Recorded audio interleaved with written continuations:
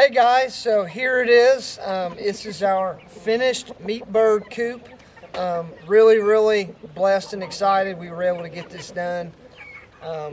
I wasn't here for some of the last bits of construction. Megan and Ellie and Easton finished the coop. Very proud of them. They did a really good job. But briefly, I want to go over just some key features that we did not have in the video.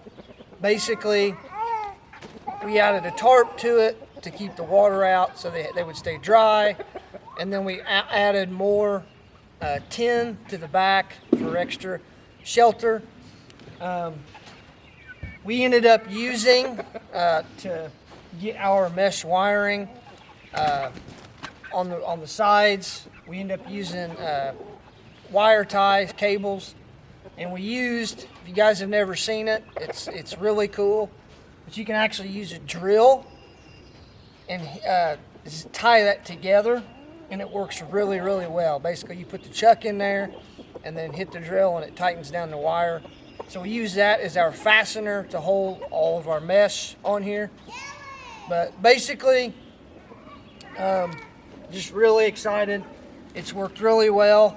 It's a lot lighter than our old one, and it was much easier for us to pull around the yard. We are just really happy that the meat birds, they're able to go in and out every day with ease, and we can move this around every day or every few days, depending on how bad the grass is, to keep them happy.